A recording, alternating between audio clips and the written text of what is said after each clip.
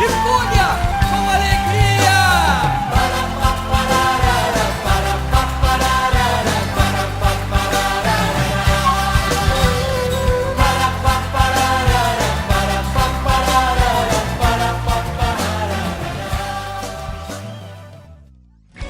Que Deus possa continuar nos abençoando. Mais um encontro, o nosso quarto encontro nesse mover 40 dias de comunidade. O nosso tema deste encontro é crescendo. Estamos unidos para crescer juntos. A palavra de Deus nos fala em 1 Tessalonicenses, no capítulo de número 5, o verso 11. Por isso, exortem-se e edifiquem-se uns aos outros, como de fato vocês estão fazendo. Muitas vezes, nós temos a impressão que a nossa vida espiritual depende da leitura da palavra. A leitura é importante e importantíssima em nossas vidas. E pensamos, e a nossa vida de oração, em comunhão com Deus? Mas presta bem atenção, a verdade é que o nosso crescimento espiritual precisa da palavra. Nós precisamos da oração quando falamos com Deus, mas nós precisamos não apenas da verticalidade. O que é a verticalidade? A verticalidade é o nosso relacionamento com Deus. Nós chamamos isso de atos de piedade. É a nossa oração, a nossa leitura da palavra, não é isso? A nossa ida, para quem tem o costume de orar no monte, orar em um jardim, em outras localidades, não há nenhum problema. O necessário é orar. E segundo a palavra, nós precisamos de orar sem cessar. Também necessitamos de conhecer as Escrituras. A palavra de Deus nos faz tremendamente sábios. Porém, nós não podemos descartar o relacionamento com outras pessoas. Presta bem atenção, a verdade é que precisamos uns dos outros. O crescimento espiritual é tremendamente relacional. A semelhança do caráter de Cristo é construída por intermédio de relacionamentos. Não existe crescimento espiritual em um isolamento. Isolamento é diferente de crescimento espiritual. Muitas coisas sobre a vida que Deus deseja que aprendamos, nunca alcançaremos sozinhos. Precisamos uns dos outros. Só é possível aprender muitos aspectos da vida cristã por intermédio de uma vida intensa de relacionamentos, de comunhão. Crescemos mais fortes e com mais dinamismo, de forma mais rápida, quando convivemos com exemplos que nos servem de modelo.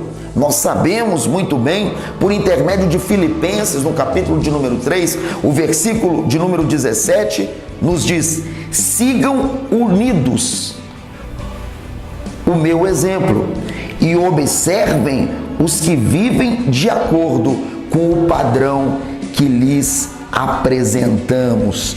Sigam unidos o meu exemplo e observem os que vivem de acordo com o padrão que lhes apresentamos. Filipenses 3,17. Para crescer, precisamos ver os princípios aplicados, não por intermédio de um método teórico. Nós precisamos de ver os métodos aplicados, os princípios aplicados na realidade vivencial, na vida. Temos de ver como as crenças atuam, principalmente quando elas são traduzidas em comportamento diário. Muitas pessoas possuem uma vida cristã que é baseada na hipocrisia. A expressão, hipocrisia, vem do quê? Vem de máscaras. Muitas pessoas, elas vivem com máscaras e elas possuem dificuldade de relacionar com outras, porque coisa terrível é uma pessoa falsa. É uma pessoa que você conversa com ela, você convive com ela, mas no final você pensa: eu preciso de ter cuidado, porque esta pessoa é uma pessoa hipócrita, é uma pessoa que usa máscaras, é uma pessoa que não cresceu o suficiente em relacionamentos. Presta bem atenção, crescer juntos requer paciência.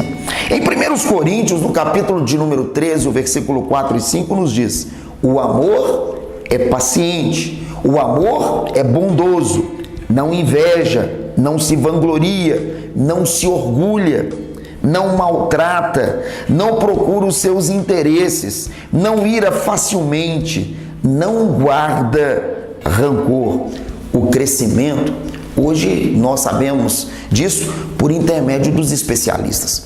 Antigamente, os nossos filhos, quando estavam em fase de crescimento, sempre quando começava a crescer, de uma forma maior, principalmente, na adolescência, começa a crescer com mais veemência, começava a reclamar de dores.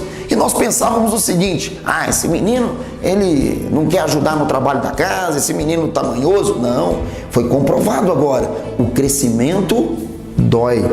Crescer não apenas em estatura, mas em conhecimento da verdade dói. Muitas vezes nós temos que negar, temos que deletar velhos conceitos. Por quê? Porque nós, no convívio, no relacionamento, no discipulado, não é isso? Nós começamos a aprender outros meios para visualizarmos a graça de Deus, outros meios para chegarmos até a Deus. É necessário estar pronto, não apenas para conviver com os amigos que massageiam o nosso ego. Quantas pessoas são assim? Não é? Nós gostamos daqueles e daquelas que nos elogiam, que nos enaltecem, que falam até mesmo fábulas a nosso respeito. Mas nós temos dificuldade de nos relacionarmos com aquelas pessoas que muitas vezes nos criticam, mostram os pontos que precisam de ser o quê? Acertados.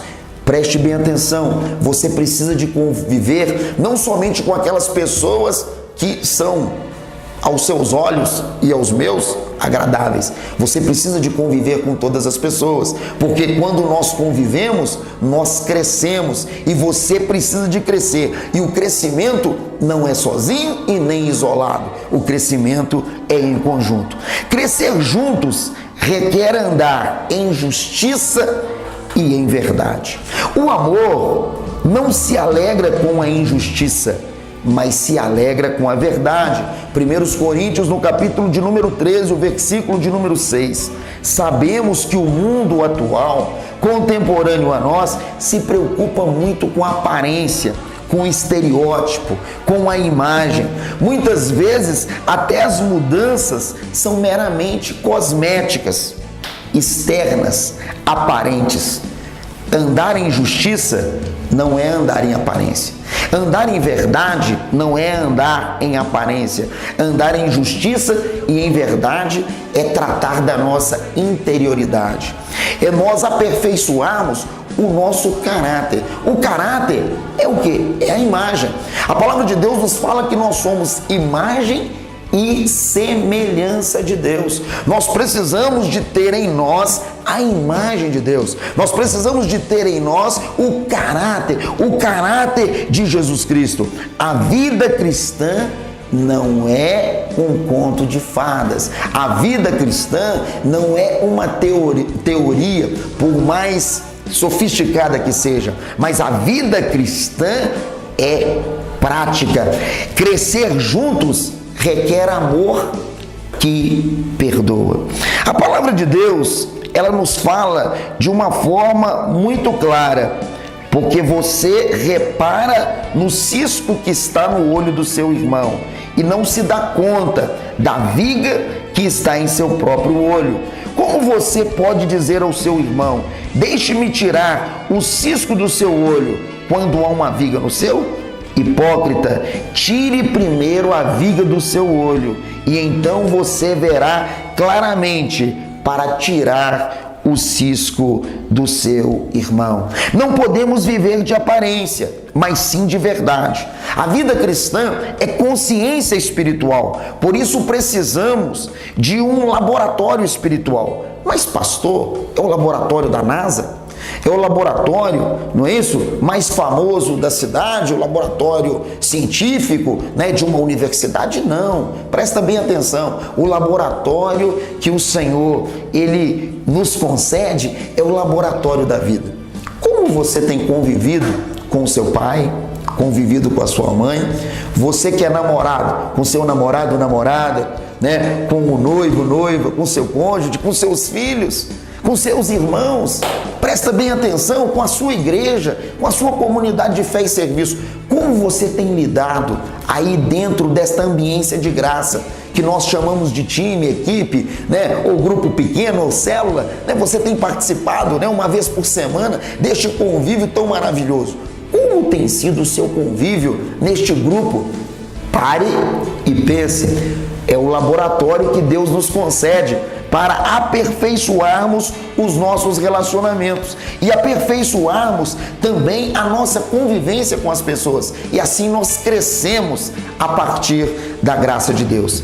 Em família, crescemos em integridade, porque aprendemos a agir e caminhar à semelhança de Jesus. Você precisa de aprender a agir e caminhar na presença de Jesus. Conviver em família é viver não a perfeição cristã de uma forma plena.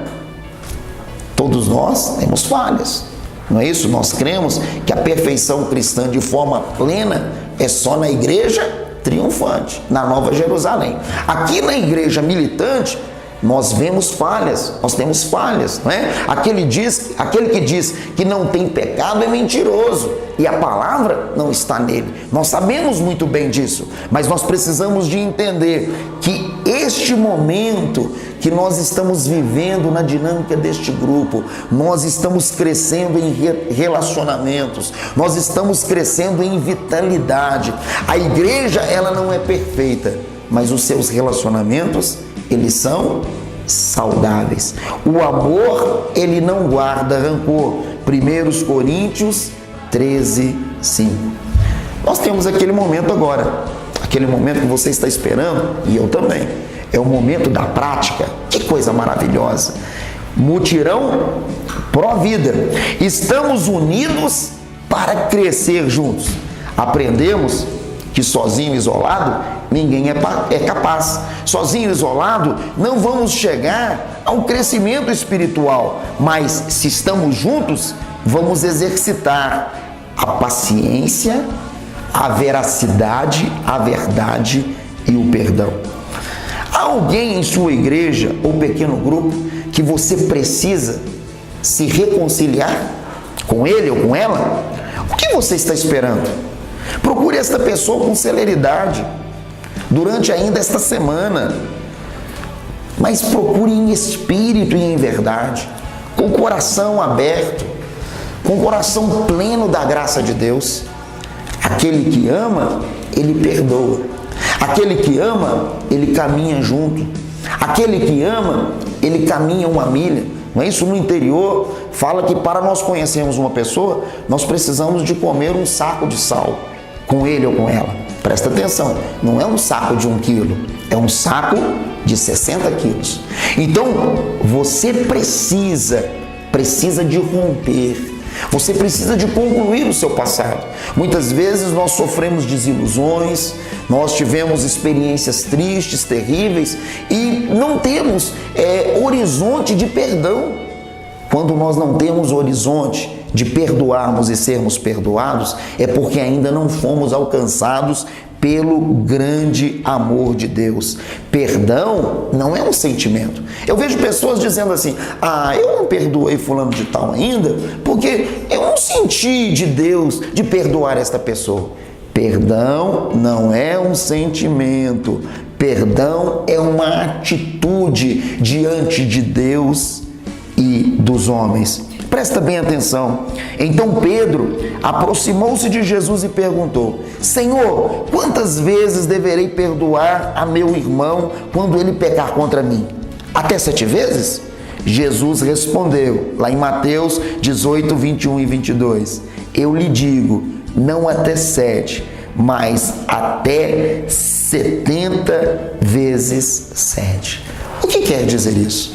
Você sempre precisa de estar pronto a perdoar o seu irmão e a sua irmã. Que Deus possa te abençoar e que você possa perdoar e ser perdoado, para que a glória de Deus venha se manifestar em sua vida. Feche os seus olhos, nós temos a oportunidade de orarmos por você e com você neste momento.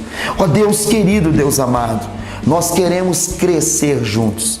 Sozinho, isolado, ninguém é capaz. Que a tua graça esteja, ó Deus, com este teu filho, com esta tua filha.